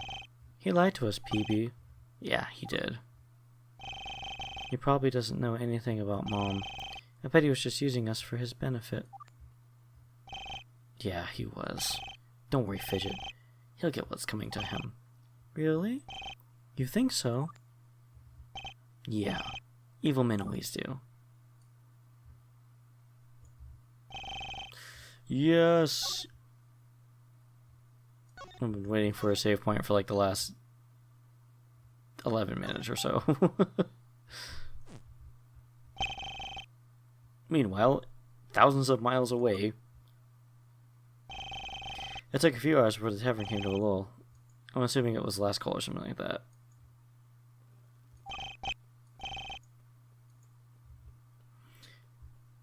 I'm still a little paranoid that I'm being watched. Oh, well, it's not like I was doing anything illicit.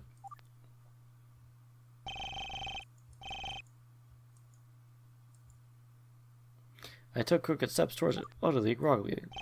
I rub my eyes in an effort to make my vision clearer. The knocking starts to get more vigorous in nature. I can hear someone panting on the other side. It sounds like somebody is panicking. But when I open it, I'm not sure who it is. Oh! Thank goodness you opened the door! Another woman longer end. He pants heavily as he closes the door behind him. He locks it as well. That's a little concerning. Sorry. I promise you no harm. I can explain, please listen. He presses his back against the door. I'm assuming so nobody can open it with him in place. He holds up a piece of torn fabric. It's stained with blood. What? My master went insane. He attacked and tried to kill me. I ran to the nearest place I could find. Open my mouth to call to Endymion and Konrad. He gasps and steps forward, urging me to keep quiet. He says he doesn't want anyone to know where he is. He steps towards the middle of the room. He places his hands on his head in confusion. Why? Why would he do this to me? The player was always a kind master. Player? That's when Endymion and Konrad went oust. He was attacking our servant? Why would he do that? Suddenly I realized the urgency of the situation. If anything, this man's testimony could be invaluable. I ask his name and give mine in return. Of course. My name is Riley. Thank you for your shelter, Joshua. I nod. I start to feel uncomfortable near the door. I move away and place him between the door and myself. I stand against the wall, my back pressed against it. I won't be long here, I promise. I just need to gather my bearings. It was a shocking thing, you know. It all just threw me for a loop. You never expect these things to happen. It's so sudden, and I'm just scared. And notice his demeanor suddenly changed, almost like his panic vanished in an instant. He seemed to calm down rather quickly. He places the bloody fabric on the floor. Why in the world would he do that? I said to ask him what he's doing. I'm sorry. It's just making me relive this. I gotta get it out of my hands for good, or else I'll keep dwelling on what happened. He stands up and looks me in the eye. I didn't need to look like you struggled. You'll have to forgive me for this. And then in a moment, he's upon me. He pins me against the wall, squeezing my throat. I start to panic and try kicking him off, but I can't. He uses his own feet to keep me in place. Shh. I try to pry his hands off my throat, but he's strong. I start to lose my strength, my vision fading. I stand on the wall as my body becomes weak. He growls fiercely as I start to lose consciousness. The last thing I notice is the look on his face. He displays pure regret, like he didn't want this. In his last moments, I hope that someone rescues me, but it doesn't happen, and my vision fades for good. Sleep well, Savior. Oh, snap. Well then, Ryo. Things are becoming more complicated. Many men aspire to usurp my throne, and this time they're getting close. Closer than they've ever experienced. It's almost like a game to them, but it's trivial in the face of our goal. It's fun to watch, though. Seems right he suspects you, but his theories are incredibly wrong. Indeed. Our fault for being secret. People think I have something to hide, or that I bear some sort of ill intent. Perhaps I should have been open about this. It would have been more noble, at least. Noble, but not fun. I like the idea of keeping this secret. Ryo, my goal here is not to have fun. I seek a very important change. But my end of the bargain still stands. Yes, Earth is yours to play with. I have no need for it anymore. Now while Joshua is present on Terra, well, about that. I'll be sending Joshua back to Earth, at least for the time being. Why? They have to keep up appearances. I can't just rob them from their home. We have to juggle here, Velasquez. They have 2 lives to live now. But don't worry, I'll bring them back. I just have a plan of my own to enact. A plan of your own? Indeed. Life on Tokyo is going to change. Things were just too boring before. I decided to shake it up a little bit. I see. You'll find out what it means soon enough. Things will get harder for Joshua, but it'll help them realize their role. Being the savior isn't all fun and games. A great danger will soon befall Tokyo, and it'll claim the lives of many more. Oh, snap. Meanwhile, where am I? What's going on? What's going on is this video is coming to an end. Because this has gone on long enough, and when I resume, I'm going to fast forward to this point in time, so y'all don't have to sit here and revisit all that. But, anyways, yeah, as you can see, this is kind of like, this was the point initially when I started to realize there was a lot more to the story than I initially thought. This is the point where I realized Klace is actually really good at setting things up. He has an aptness for kind of like putting things in place, and you're just like, ooh, okay, now I want to see where things are going. Because part of the reason why I kept playing too was that there's no wiki or plot summary online, so the only way you could get through it is either watch somebody play YouTube of it or play it yourself. So I decided to play it myself. So yeah, there we go. We got a lot going on, a lot that we covered in this chapter. So maybe I should do summary notes or something like that. I don't know. Nah, I don't think we need that. But yeah, if you liked what's going on, remember to rate, comment, subscribe, and hit the bell to become a Ringling Dazzler so you can be uploaded, because I upload videos whenever I feel like it. I mean, yeah, we're doing Major Minor Monday, but if you peruse my channel list, video list, you'll see I don't just do Major Minor, I do a lot of other things, and sometimes I lose track of them myself. So anyways, we also have our Patreon and Ko-fi if you want to throw some money and help us out, please. Or not, that's cool too. Anyways, so yeah, lots going on here. We'll see how it all starts to unfold in the next episode of Major Minor. Take care, everybody, and I will see y'all later. Cheerio.